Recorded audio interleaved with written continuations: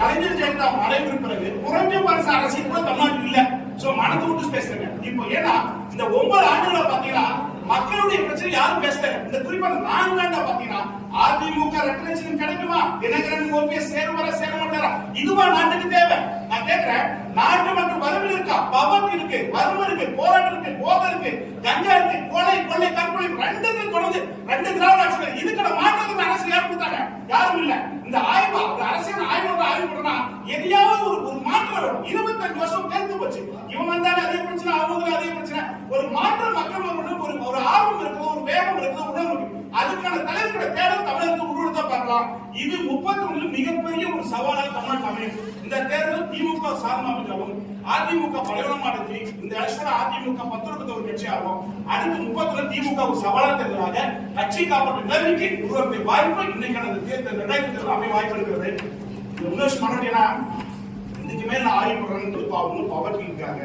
படிக்க நல்ல சாதாரண சாமானியா ஒரு விவசாயி கொடுத்திருந்து ஒரு இடத்த புரியுது எவ்வளவு போராட்டமா இருக்குங்களா? அது மாதிரி ஒரு சாதாரண சாமானிக்கு ஒரு முகவரி இல்ல, ஒரு திறமைக்கான வாய்ப்பு இல்ல, அதை உருவாக்குறது திறமை மேம்படுத்த செயல்படல.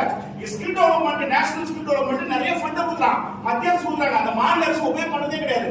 சோ நிறைய சுயதொழில் மிஷன்களுக்கு நிறைய ஃபண்ட் கொடுக்குறாங்க, அது ரிட்டர்ன் அனுப்புறாங்க. சோ இங்க அப்படி பண்ணா எல்லாமே ஸ்கீம் போட்டு ஸ்கீம்ல நிறைய மக்கள் போய் சேர மாட்டாங்க. அதாவது இந்த 9 ஆண்டுகளா மக்களுக்கான அரசியல் நடக்கல. சோ மக்கள் ரோடு இந்த கோயம்புத்தூர்ல பார்த்தா ஒரு கொசு 1 கிலோ வரும். நான் போய் ஆய்வு பண்ணேன், இவ்வளவு பெரிய கொசு இருக்குது. நான் உண்மையிலே அங்க மாநகராட்சி செயல்படாது இல்ல, அங்க அரசியல்வாதிகள் இருக்காங்க, ஆளு கட்சி இருந்தா என்ன பண்றது? 1 கிலோ ஒரு கொசு.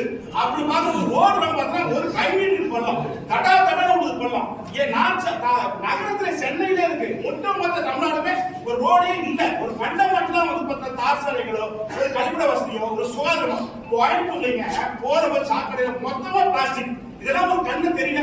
சோ அவ்வளவு பொல்யூஷன், அவ்வளவு ஒரு நல்ல காற்று, நல்ல நீர், அப்படின்னா அரசியல், எனக்கு ஆட்சி, எனக்கு பாலிடிக்ஸ், இது தேவை இருந்து மட்டும் போடாம இது போலியான அரசியலையும் மக்களை அரசியல் செய்யுது. இதுக்காக பார்ட்டி விட்டுறாங்க.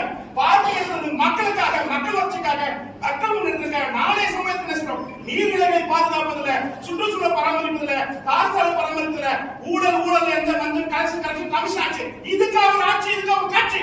சோ இந்த அரசியல் எதை நோக்கி போய் கொண்டிருக்கிறது? மக்களை மாற்ற வேண்டும், மக்களை முன்னேற்ற வேண்டும், பொருளாதாரம் வளர்க்க வேண்டும், விவசாயத்தை வளர்க்கணும். அதுக்கான தலைவர்களோட தேடல் கொடுத்திருக்கிறது. அதை செய்யக்கூடிய தலைவன் யார் வருகிறோம் அவருக்கு இந்த அரசியல் வாய்ப்பா இருக்கிறது. 25 ஆண்டுகளாக இந்த ஆய்வை சிந்தி பெருந்துபட்டு சுத்தமா ஒன்றும் புரிதல. அதுக்கான தலைவன் யார் ஒரு படித்து வருகிறோ அவருக்கான வாய்ப்பு களம் இருக்கிறது. விஜய்க்கு போக்கஸ் பண்ணாதீங்க, விஜய்க்கு இல்ல. ஒரு தலைவனை தரையில் தடுங்கள், மக்களை தடுங்கள். திரையை தரலாம், திரையை தரலாம் வெற்றி பெறாது. அது